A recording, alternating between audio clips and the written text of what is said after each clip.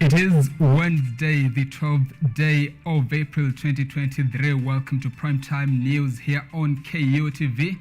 We have a lot lined up for you tonight, including this.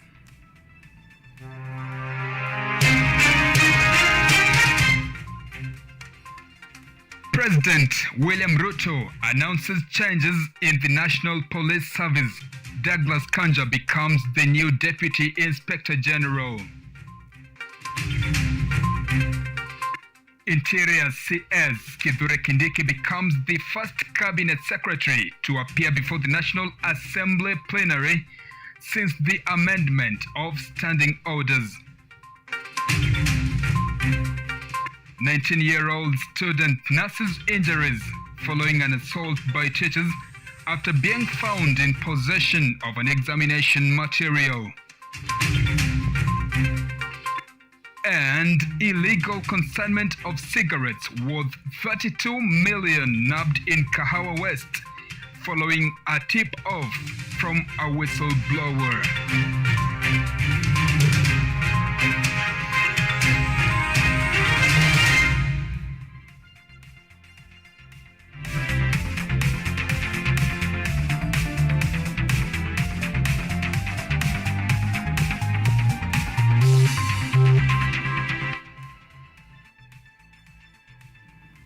Our sign language interpreter this evening is Sami Okello. My name is Joseph Kess. We're also live on Facebook as well as on YouTube at KUTV Kenya, and you can tweet us your feedback at KUTV_Kenya and at Kess Joseph Kenya.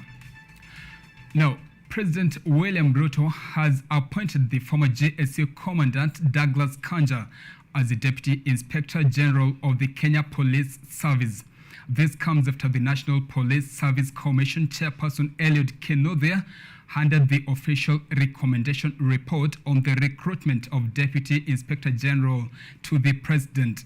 Changes were also made within senior ranks of the National Police Service, as Yvonne Kemuma reports.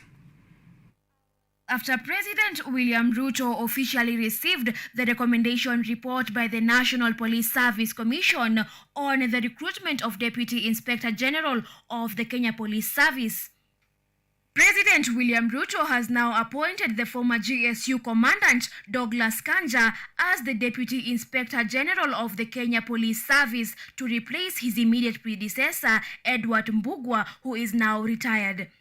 Before the appointment, Kanja has served as the GSU commandant, and before that, he was the Kilifi County Police boss. In the Gazette notice that is dated 12th of April, the president has also named the former police spokesperson, Bruno Shioso, as the Director General of the Kenya Coast Guard Service. Major changes were also made within senior ranks of the National Police Service, with Gideon Munga Nyale being appointed the new commandant of the Kiganjo Police Training Institute. Eliud Kipkoech Lagat will replace Kanja as the GSU commandant, as Ranson Lolmodoni takes office as the Director of Operations. Yvonne Kemuma, KU TV. All right, thank you, Yvonne Kemuma, for that report. Now, Interior and National Administration Cabinet Secretary Professor Kithure Kindiki is the first Cabinet Secretary to appear before the National Assembly plenary today to answer questions relating to policies under his docket. The appearance of the CS follows the amendment of the parliamentary standing orders to allow Cabinet Secretaries to appear before the Houses of Parliament to answer questions raised by the MPs.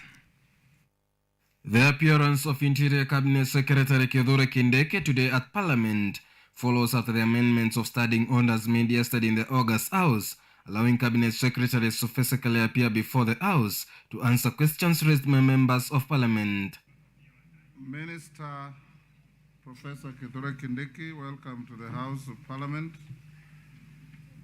You have the distinction of being the first minister under the new dispensation to appear before this House to answer questions raised by members of Parliament. The presence of Kindiki in the plenary session, however, infuriated the inquisitive members of Parliament, who demanded the CS to explain to the House's role moved by his ministry in tackling the banditry issue in the North Rift. Honorable Speaker, what is happening in Turkana?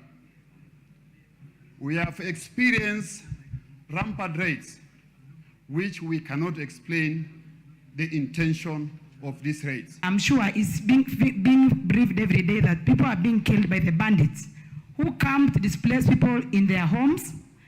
They are killing in the presence of the security officers who are there, the army, the GSU, the police. In his communication to the members of parliament, the CS defended his ministry, saying that the ministry has been on the front line in eliminating the banditry issue in the North Rift. Kindeke, however, reiterated claims that the bandits are overpowering the police officers by noting that although they are facing slight challenges in countering the bandits, they have in either way countered the operation in the affected areas. I am even willing to table within the time that we have had an operation in the north, how many livestock have been stolen in all those counties, how many have been recovered, and where, and how many are outstanding.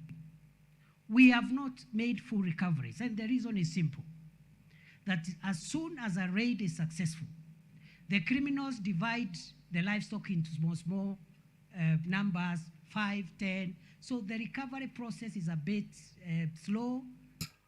In addition to that, the CS noted that the ministry is upscaling the numbers of security agencies in the banditry affected zones with the aim to eradicate the bandits. Kindeke says that more police officers will be ferried to the affected areas come this Saturday. This afternoon, we have just approved an additional 200 police reservists for Baringo, 100 for Baringo North, 100 for Baringo South. Training is going to start before Friday.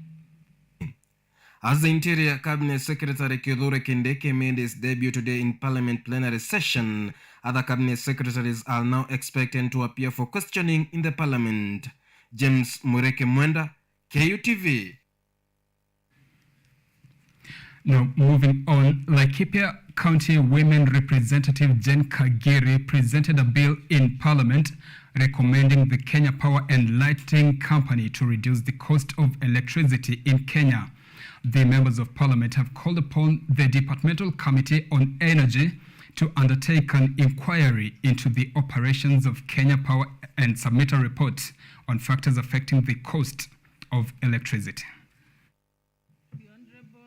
Members of Parliament have today passed a motion before the August House on the reduction of the cost of electricity.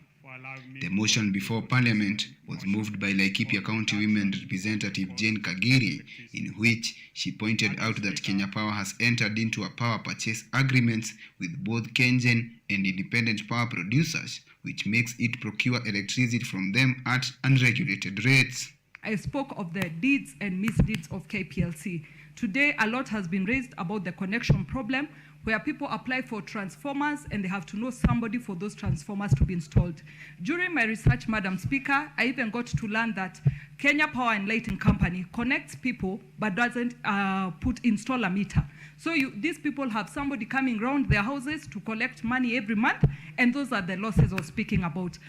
The members of Parliament have stated that there is need to regulate all IPPs in the country and publicize their locations, stakeholders, directors, management, and their addresses, adding that the agreement made should be made public.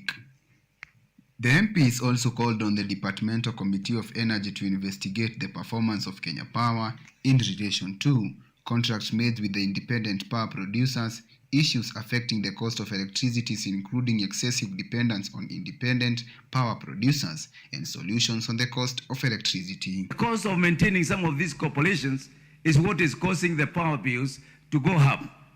My point, Madam Speaker, is that the energy sector needs to be looked afresh. On his part, Kilifi MP Owen Baya pleaded with the government to reduce the cost of buying power from independent suppliers since it affects consumers. And one of the things that we need to look at is power generation costs. Power generation costs. There are many IPPs, independent power producers in this country. They have power contracts. They are reaping a lot of money. A lot of money. They are making a lot of money. But as they make a lot of money, the person who buys this power and evacuates it and gives it to the people has to pay for that cost. Eventually, the cost will come back to the common mwananchi there. the kinyozi that my friend Bensuda was talking about. The debate of the reduction of the high cost of electricity comes at a time when Kenyans continue to complain on the high cost of living in the country. Edward Nyamo, KUTV. Now, Prime Cabinet Secretary Musalia Mudavadi has urged state corporation boards to help the Kenya Kwanza government in reviving the economy. Mudavadi, who was speaking during the official launch of the 2023 Mwongozo Induction Program for Boards and State Corporations held in Nakuru County, emphasized that the main objective of the program was to foster quality leadership for urgent transformation in the state corporations. According to Mudavadi, the government is currently in a hurry to transform state corporations as the Kenya Vision 2030 timeline draws closer. He further urged the appointees to continue demonstrating outstanding leadership as they strive to help the government implement its bottom-up agenda.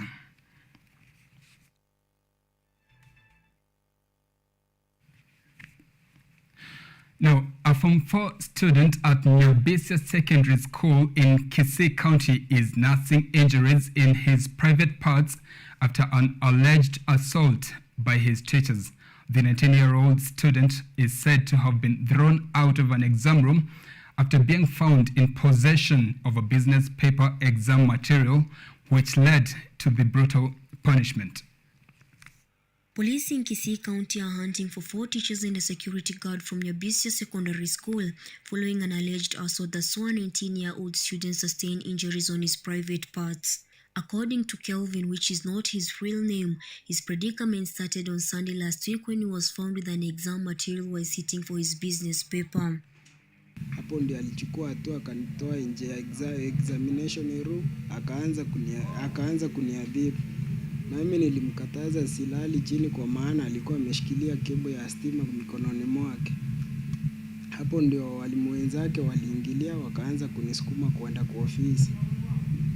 Kwa sababu hiyo nilikataa kidogo kwa maana nilikuwa nimepewa habari kuwa ukiingishwa kwa hiyo ofisi huo wanakufunga wanakuchapa kichapo cha umbo. Kelvin explains that after being taken to the office, he was tied and beaten up by his teachers using an electric wire repeatedly, which resulted to injuries in his private parts. Hapo ndio wenzake walinishika mikono na haya akaanza kunifunga na kamba. Baada ya kumaliza kunifunga, miguu pamoja na mikono ilishikana, akapitisha mti chini ya magoti yangu, nikafungwa ile hali hata singeweza kujikomboa kutoka mahala hapo. Hatimaye huyo mwalimu alikuwa na hiyo kebo ya stima alianza kuniadhibu. Nilijaribu kupiga nduru lakini hakuna hata mmoja aliyetokelezea nisaidie. While sharing his predicament, the 19-year-old stated that even though he apologized repeatedly, his pleas fell on deaf ears as he was brutally beaten to the level of blood coming out from his private parts. Niliweza kuvua shoti ambayo nilikuwa nimevalia na kutazama kweli damu ilikuwa inamwagika kutoka sehemu zangu za ujana. According to the doctor attending to him, Dr. Stephen Akech, the brutal punishment left injuries on the left side of his genitals, which he confirmed are being treated. There is complete damage to the testes and in some cases it might be reversible. So for this patient it was reversible and the intervention was done in time and the left testis was conserved. Wenye walifanya makosa kama haya waweze kutiliwa, sheria itiliwe ndani niweze kupata haki yangu kama mwanafunzi. As the police continue to hunt down the culprits, this counts as the third case in Kisii County where students have sustained injuries as a result of brutal punishment. Ruth Wanjiru for KU TV. All right, and that story by Ruth Wanjiru takes us on our first break of the night. Primetime News resumes shortly. Stay with us.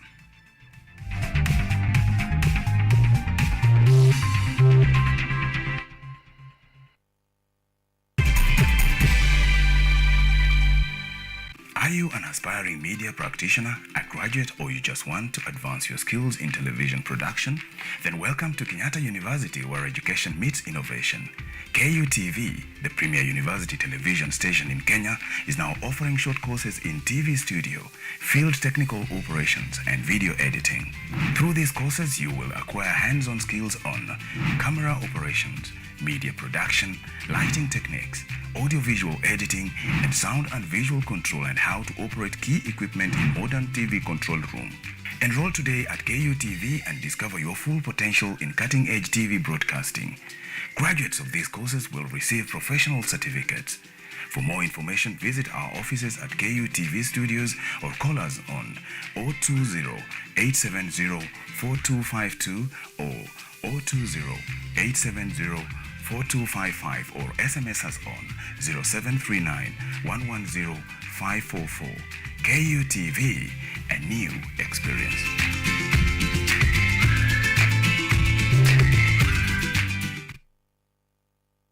Lola is an app that gives you a chance to watch videos, listen to audios, and read articles wherever you are for free.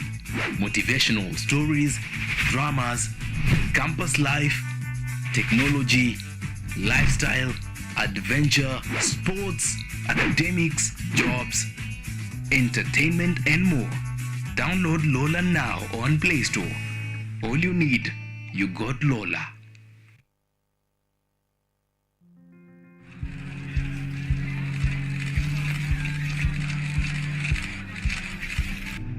That crowd there was mad for me. You realize what just happened? Don't stress. It's just rock and roll. The police? Is everything okay with Nami?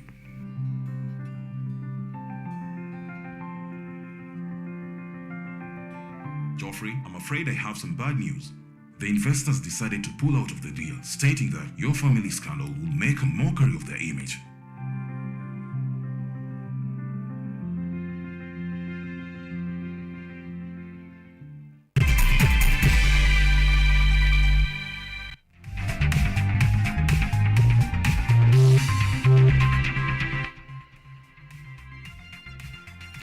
Welcome back to Primetime News. Now, the Kenya Revenue Authority and DCI officers from the Economic and Commercial Crime Unit have netted an illegal consignment of cigarettes worth 30 million shillings at Maziwa Estate in Kahawa West, Nairobi County. Also recovered during the operation were assorted counterfeit stamps from the Kenya Revenue Authority KRA and Uganda Revenue Authority, as well as empty cigarette cartons labeled British American Tobacco BAT, Kenya and Supermatch. Dorothy Musyoka reports. Kenya Revenue Authority has been following leads of the fake cigarette dealing for 2 months now, after it got wind of the smuggling through the Busia-Kitale border points. Among the netted cigarettes are 17,660 packets of Supermatch, 2,720 packets of Palma Safari cigarettes, each with 20 sticks alongside with counterfeit KRA stamps and Uganda Revenue Authority stamps. The cigarettes were impounded by a multi-agency team comprising detectives based at the Economic and Commercial Crimes Unit and Kenya Revenue Authority officials. According to the Directorate of Criminal Investigation, one suspect was arrested and detained at Muthaiga Police Station to help the police with further investigations. However, it is believed that KRA has not been hitting its revenue collection target, resulting to the government grapple with a severe cash crunch that has resulted in delayed payment of salaries to workers. Dorothy Musyoka, KUTV. Now, look at this. Most Kenyan adolescents are lagging in their attainment of 4 key life skills that include problem solving, self-awareness, collaboration, and respect. This is according to a report released by the Assessment of Life Skills and Values in East Africa, otherwise known as ALIVE. Awoma Evans with more. Education plays a pivotal role in molding learners, in opening the mind and training the heart through learning life skills and values. But assessment of life skills and values in East Africa findings paints a dimming statistics, and education stakeholders are now a worrying lot. And we can see the shortcomings that are there, you know. And that's what the conversation where it needs to start. Yeah? Our schools, are they equipping the young children with the proper skills that they need to survive in this country and in these modern times? Those are the things that we need to start looking at. That's where the conversation needs to come. It is for this reason that education stakeholders convened at Pioneer Resort in Embakasi West to brainstorm on how best to navigate the complexity of incorporating life skills and values in an education system that focuses more on grades. Life skills and values, which to us is very important when it comes to upbringing of children or learners in our institutions. The report, which share findings about Kenyan adolescents' proficiency in 4 life skills that include problem solving, self-awareness, collaboration, and respect, pinpoints the gap that need to be filled in the education sector.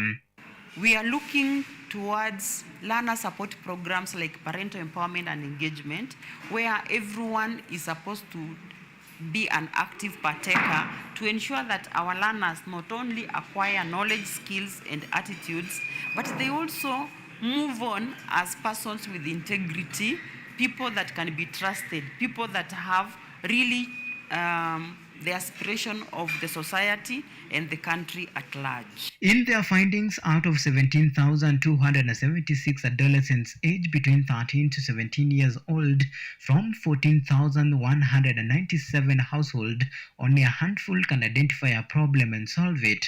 There is no significant difference in problem-solving levels of adolescents from different socio-economic backgrounds. 4%, 6%, and 5% of adolescents from the low, middle, and high wealth groups respectively are proficient in problem solving, while older adolescents are more proficient than the younger. Their message is rigid, firm, and precise. Make no mistake, education is the key to unlock limitless opportunities in life. But what is the point of education without life skills and values? Auma Evans for KUTV, Nairobi.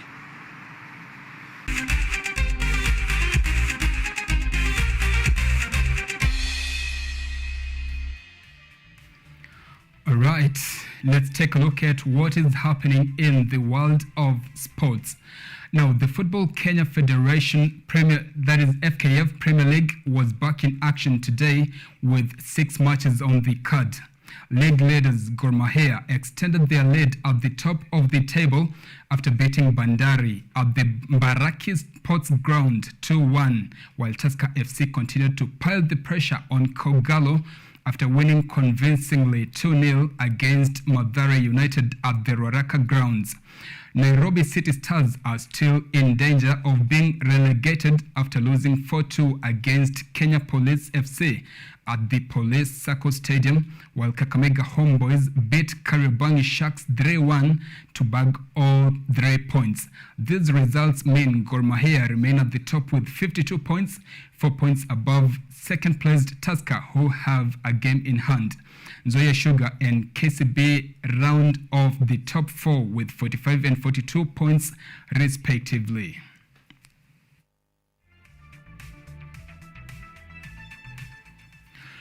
Now, Kenya Cup champions Cabras Sugar will go head-to-head against arch rivals KCB in this year's Enterprise Cup finals set for Saturday at the Rugby Football Union of East Africa grounds. Cabras, who are the Enterprise Cup defending champions, knocked out rivals Menengai Oilers 1917 in the semi-finals played in Kakamega, while KCB hammered Impala Saracens 64-3 at the Ruaraka Sports Club to reach the finals. Cabras beat KCB in last year's finals 9-6 and also triumphed in the Kenya Cup finals played in March this year 19 to KCB's 9.